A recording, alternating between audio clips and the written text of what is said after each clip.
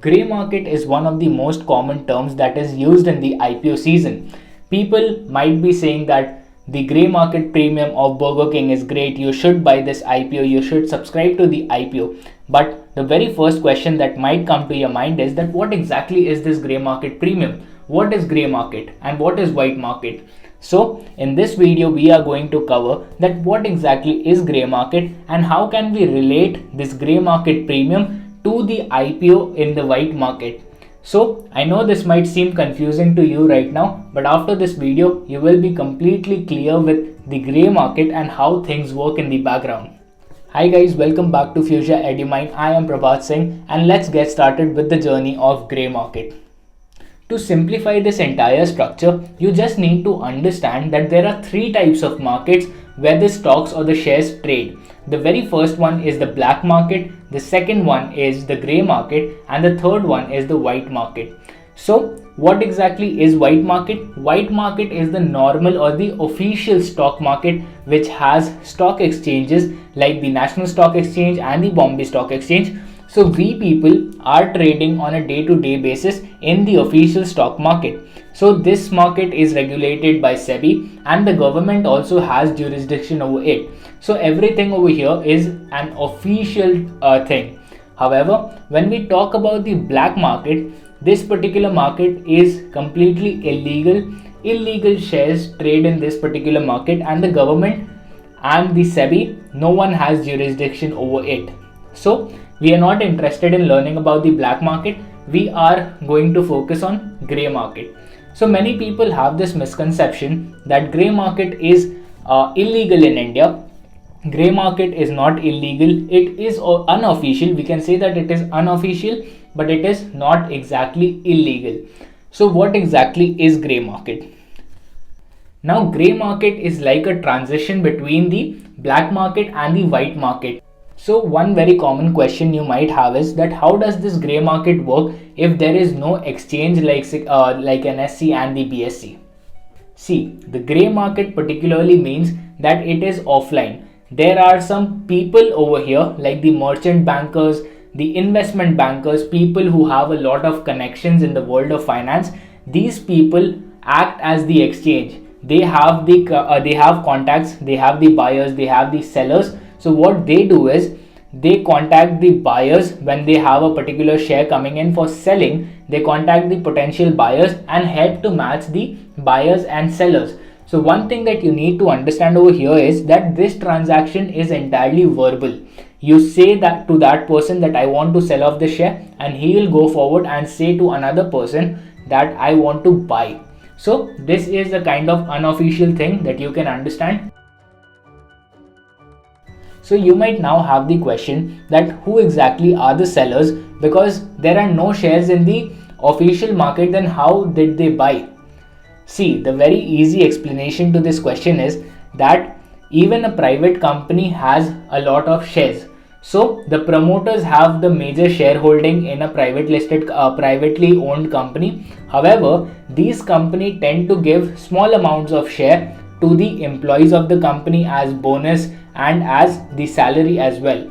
So if at some point of time this person, the employee of the company, wants to sell off the share, he cannot do so because it is not listed on the stock exchange. So what he will do is he will go off to the offline market. He will reach a person who has a lot of contacts and that person will find a potential buyer and match the buyer and seller. So this person acts as an offline stock exchange and takes a bit brokerage on this transaction, and this is how the offline version of the stock market works. So it is basically for the privately owned company. Now how exactly can we connect the grey market to the IPO? Because people say that grey market is something where unlisted companies trade, right? So how do we connect it to a public company? See, in the IPO, a private company is going public. So in this entire transaction, the shares which are held by the employees and the owners of the company, it will be going public because the stock will be listed on the National and the Bombay Stock Exchange. So here, if the employee says that I don't want to take the risk of listing, because when a stock lists on the stock market, there is a lot of a lot of transactions happening. So the price variation is huge in the stock market, you all might know. So a normal employee, a person who is just doing a desk job, not knowing about the stock market, he would say that I am not comfortable with this particular thing. I got the stocks at 300 rupees, suppose. So if the stock price which he got was 300 rupees during his salary or bonus creditation, now the company is listing the shares at 350 rupees in the stock market. So the IPO price is 350 rupees.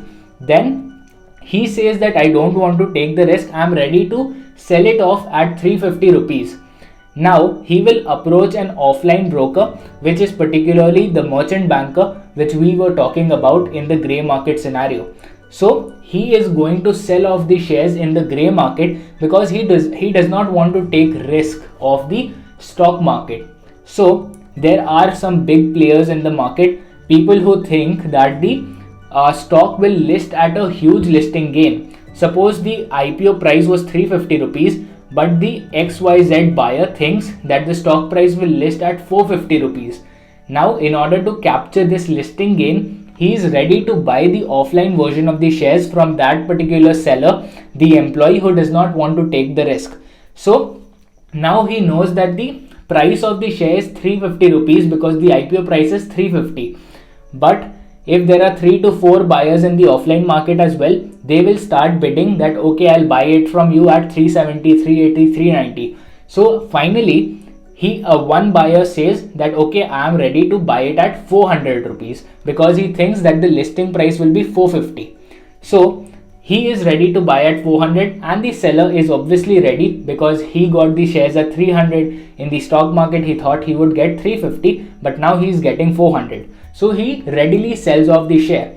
Now the grey market price instantly becomes 400 rupees. So in grey market, we are getting the shares at 400 rupees against the IPO price of 350. So the difference between the grey market price and the IPO price is known as the grey market premium. So this 50 rupees becomes the premium. It means that in the grey market, there are people who are ready to buy the shares of this particular company at a premium of 50 rupees.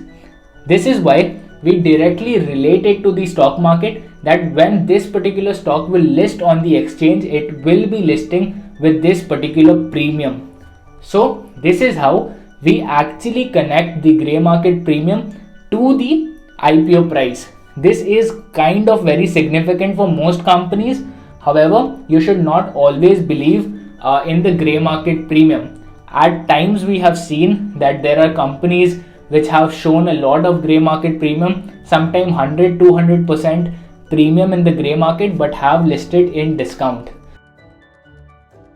Grey market premium is one indicator that you must follow, but you must also look at the fundamentals and the retail and the HNI demand of the company in the normal or the official matter or the official market. You should not only focus on the grey market premium. If you like this particular video on grey market, because we try to simplify even the common terms that are used in the stock market, please hit the like button and also subscribe to our channel so that you are updated with all the common terms, the IPOs and everything related to the world of finance and business.